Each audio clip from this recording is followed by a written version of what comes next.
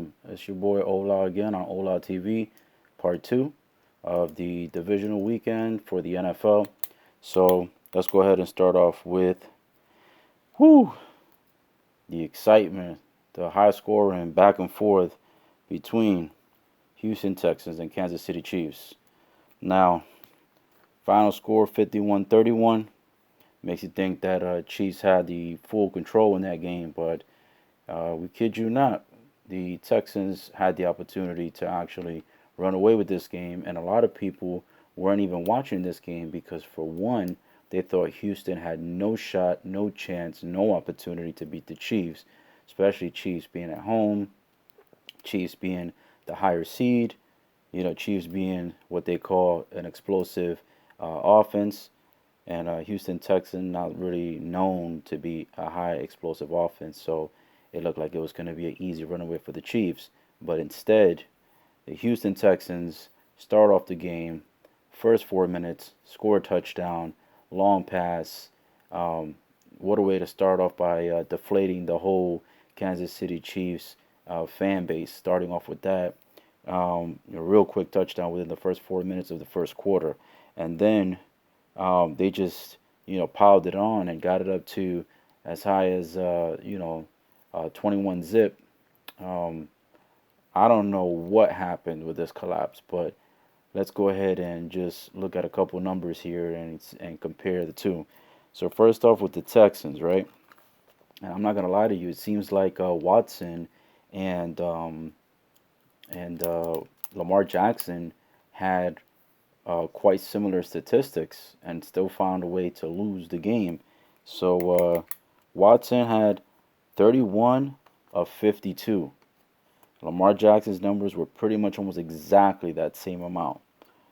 Watson had 388 yards, almost a 400-yard game on the passing, whereas Lamar Jackson had 365, which was almost 400 as well, 31 and 59, and they both found ways to lose the game. So high passing, high attempts, high yards, still found a way to lose the game. And another thing is that Watson was doing a whole lot of dancing, just like Lamar Jackson, which normally, yeah, they do a little bit of juking and jiving, like I said, but they do 1-2 and run.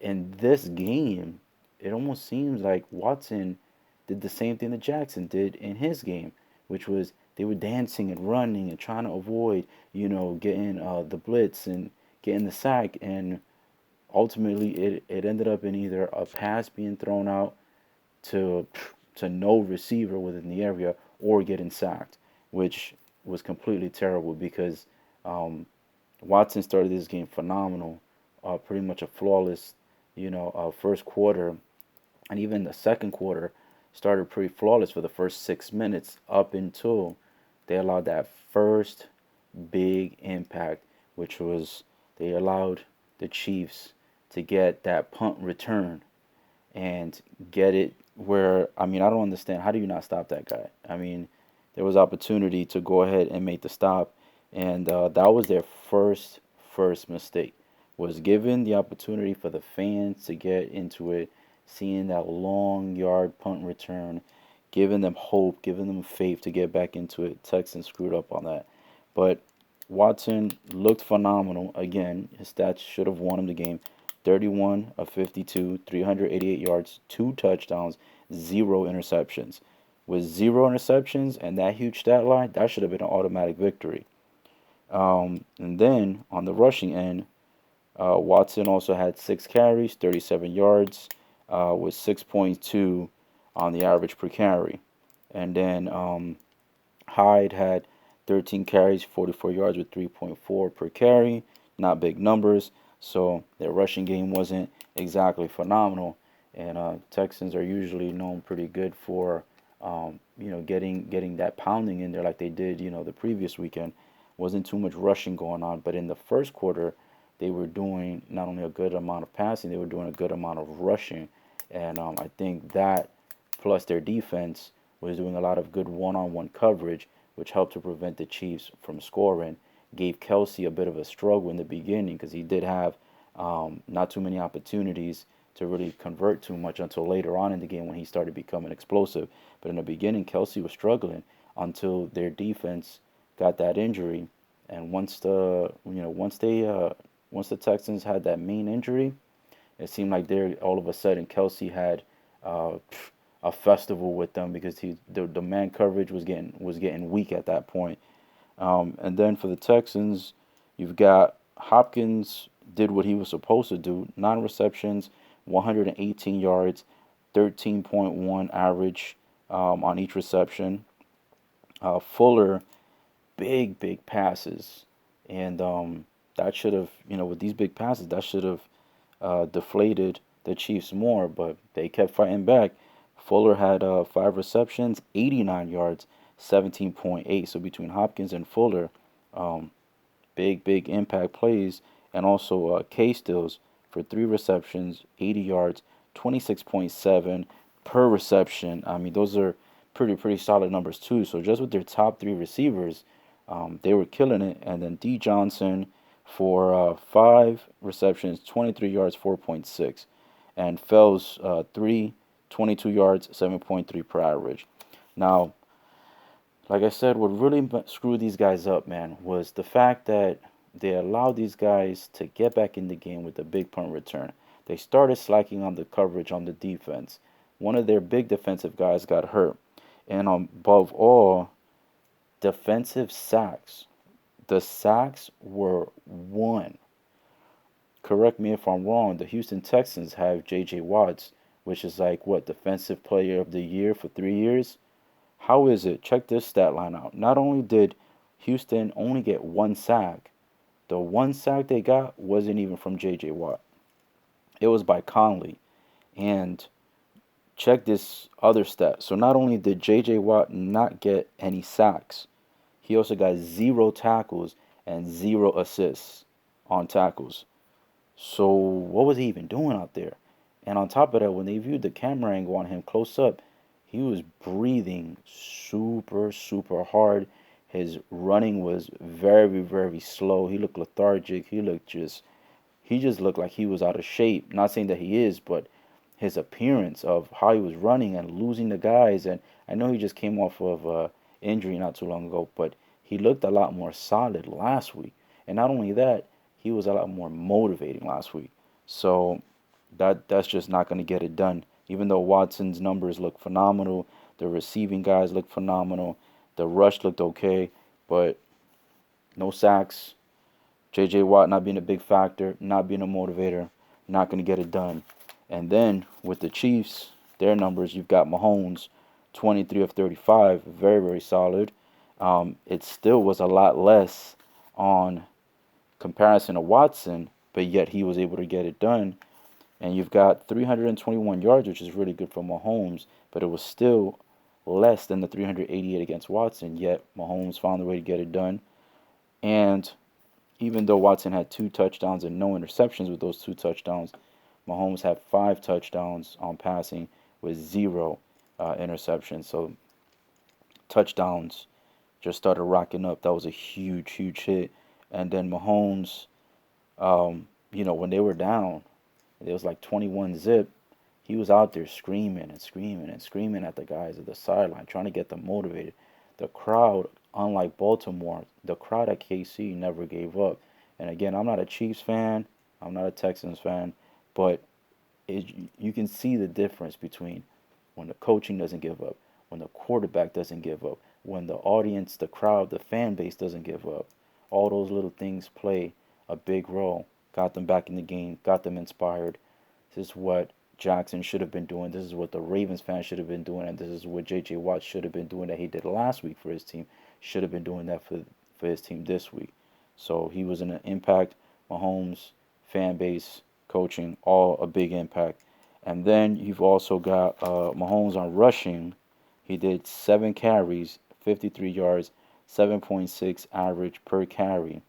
But the way he was running out there, and the way he had all that open space, and it looked like he could go wherever he wanted to, he probably could have scored more touchdowns if he would have really decided to like rush all the way. But he was just trying to get a lot of the first downs and get extra yardage, which he did plenty of times. And to be honest, that 53-yard stat sheet on his rush doesn't even look like it's correct because the way he was rushing, I thought he had at least 80, 89 to 100 yards. Um, and then on the rushing end, you had D. Williams for 12 carries, 47 yards, 3.9 per carry, with 2 touchdowns on his carries. So Williams on the rushing also gave a big help on that. Then on the receiving end, you've got Kelsey, main go-to guy that was struggling in the beginning, but then picked it up real fast and came back with it. 10 receptions, 134 yards, 13.4 average per carry, with 3 solid touchdowns. Now, I'm not gonna lie to you. That 1 touchdown from Mahomes to Kelsey, past scrimmage. I know people are saying it's got to be the whole body. I'm gonna be honest. It looked like the whole body literally slid a split second, with the left foot included, prior to the ball being released. But because the release was so damn fast, like the release from Mahomes was so quick and so damn fast that it looked like he threw the ball prior to passing the line of scrimmage. But if you really look closely enough and you really, really like zoom in, he didn't get it in time. It was like probably like 0.2, 0.5 seconds that he went over, sliding that left foot on the line before that pass. But we'll let that go. And then the reception, you also had Watkins for 2 receptions, 76 yards with 38 per carry. So that was pretty big on that receiving end for the Kansas City Chiefs. Then you had T. Hill with 3 receptions, 41 yards, 13.7 per reception. Um, and D. Williams also did a little bit on the receiving, not just on rushing, but on the receiving. He did two receptions, 21 yards for 10 and a half per reception. And then Hardman was another big impact. And so was Bell. Hardman did 2 with 19 yards, 9.5 average. And then Bell did 2 with 15 yards, 7.5 per reception. And I think another big factor, not just, of course, the crowd getting into it, Mahomes getting everybody into it, Kelsey coming up big, but the defensive end is really, really where it breaks down. So as I said before, compared to Chiefs having 1 sack with no contribution from J.J. Watt on the sack, tackles, or assists, the difference maker here too was on the defense. You had 5 sacks compared to Texans 1. Fenton with 1, Clark with 3, O'Daniel with 1. Now, I'm going to be honest with you. They still had a chance to beat the Chiefs because at the end of the fourth, it was 41-31, still a 10-point game. Could have came back.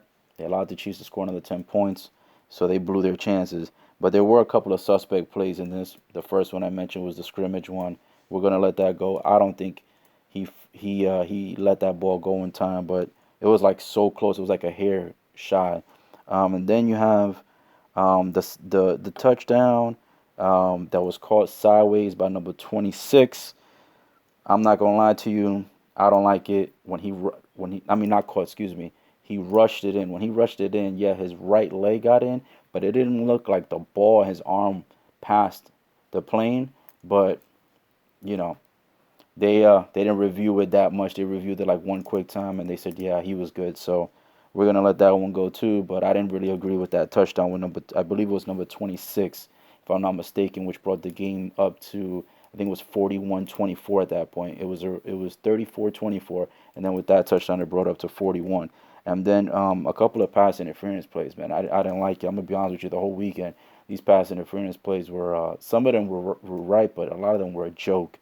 And then the missed interference ones were a joke too on a lot of these divisional games.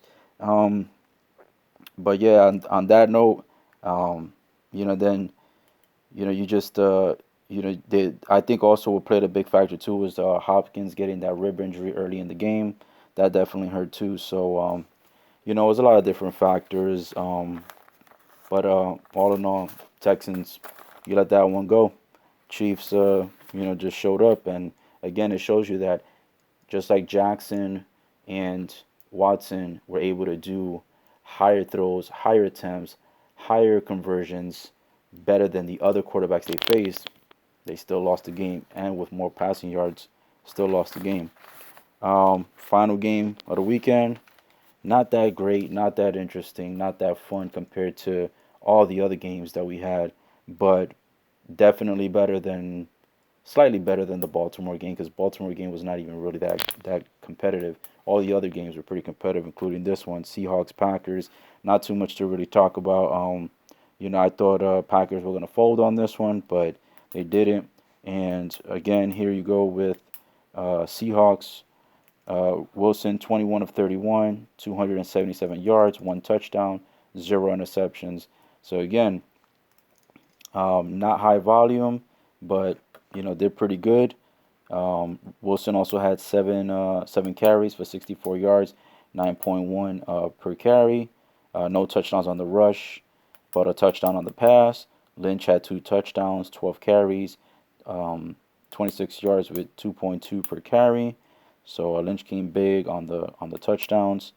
Um, the receiving end, the rush really wasn't much else other than Lynch and Wilson, Homer Moore and L Wilson, not R Wilson. R Wilson is the one that actually got the rush yards for the 7 with 64 yards and 9.1. L Wilson got 1, 1, and 1, which is terrible. Moore got 1 carry, 6 yards and 6 average, and Homer got 3 with 13 yards, 4.3 average per carry. So really, it was really just a game of Wilson and Lynch mostly on the rush, and then for receiving end, the main big guys were Lockett for 9 receptions, 136 yards, 15.1 per reception with one touchdown. Metcalf with 4 receptions, 59 yards, and 14.8 per reception, and Hollister with 5 receptions, 47 yards, and 9.4 per reception. Defense, it was terrible in the beginning. Seahawks defense started to kind of pick up, but only got 2 sacks. And as we can see in the postseason, anything that has 1 or 2 sacks on the defense just hasn't been getting it done. Mostly within that 5 sack range is what's been helping. I don't agree with the end of the game. That should not have been called a first down. Definitely was short. You guys can look at all the videos and pictures if you want. It may look different. Some people I've seen even Photoshop to make it look like that yellow line that's for the TV line was actually behind the real line. All that stuff, I don't pay attention to that nonsense. But I personally agree, not a first down. Should have been punted. Seahawks should have got the ball back for an opportunity, and then it would have been a nice climax to see if they would have defeated the Packers at the end. Get that final touchdown. But it is what it is. Packers won. So let's give you the Packers numbers. Rodgers, 16 of 27 efficiency, 243 with the yards, 2 touchdowns with 0 interceptions. And again, even though Russell Wilson had more completions, more attempts, more yards, but it came down again to the touchdowns. And Rodgers had one more touchdown than him on the passing. On the rush, you had Jones, 21 carries, 62 yards, 3 yards per carry with 2 solid touchdowns. Then you had Irvin with 2 carries, 25 yards, 12.5 on the average. And you had Rodgers doing a little bit of rushing himself for 5 carries, 14 yards, and 2.8 per carry. And then the receiving end, we've had for the Packers, Adams with 8 receptions, a solid 160 yards with 20 yards per carry, and 2 touchdowns to go with it. So Adams gave them a lot to fight for and a lot to get to that victory. Graham had 3 receptions, 49 yards with 16.3 per carry. So even though his yards weren't high, but his per carry yards was pretty high. And then the rest are not even worth mentioning because they had like barely anything. And then for the Packers defense, they were able to do 5 sacks, which is again 5 sacks here compared to their 2, 5 for the Packers, 2 for them. Same thing on the previous game was 5-1. Same thing on the other game that we discussed. It was like 5-1, 5-2. So the sacks, the defense came down. K. Clark with 1, Z. Smith with 2, P. Smith with 2, and that's how they got the total 5 sacks. So what I noticed from this divisional weekend is that The guys that were doing all the dancing, the shaking, the juking, and the jiving lost. The guys that were not motivating their teams lost. The guys that did not have, um, the guys that had the quarterbacks that had like high attempts, even though they were super efficient, where they were getting somewhere between 50 to 60% on completions, they were getting high completion, high percentage, high attempts, they lost. The guys that won were the guys that barely did 20 20 completions and barely did 30 attempts. The guys that were doing 30 attempts, 30 completions or more with 59, 57, almost 60 attempts lost. So it goes to show you that in NFL, at least for this divisional weekend, what got it done was less attempts, um, more efficiency, um, quarterbacks actually making the yards count when they do the rushing versus just dancing and trying to look good and get the rush. And what made the big difference as well was the sacks. The sacks and turnovers is what also helped the teams that won to get the W versus the teams that got the L. So that's pretty much it for my divisional weekend reviews and analysis based on the numbers, based on the suspicious plays, based on just, full analysis. Um, like I said, none of these teams are my favorites, um, but I wanted to at least, cover the weekend because um, even though some games were better than others, they were all pretty good. They were all pretty exciting. Um, I enjoyed watching all four of them. So I just wanted to give some feedback on these.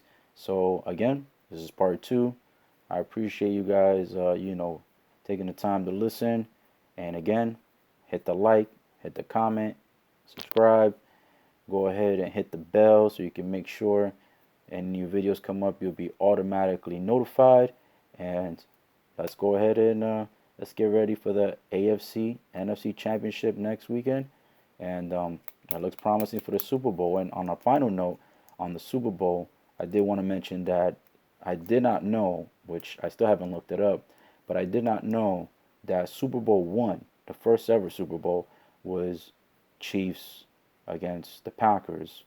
Of course, Green Bay beat the Chiefs, and I guess that's how we came about with the Lombardi Trophy, because first Super Bowl went to Green Bay and Lambeau, and that's how we came up with the name for the trophy. So I didn't know that part of history of NFL. I didn't know that um, Green Bay played the Chiefs, which is ironic because two out of the last four teams happen to be Green Bay and Kansas City. So um, I don't know. Some people are saying it's rigged because Super Bowl one is going to look like Super Bowl 100. Um, you know, it might not be rigged. It might be rigged. Who knows? These days, it's no wonder Vegas always wins. So Vegas can't always be right. You know what I'm saying? There's no way. So sometimes I think some things are rigged in sports, but that's a different topic. But either way, I appreciate all these games. They were all really good. Whether I agree or disagree with the results, the outcomes, the officiating, still enjoyed all four of them. Um, Even if some were more exciting than others. So enjoy the rest of your day. Have a great Monday. Enjoy the rest of your week. Look out for future videos.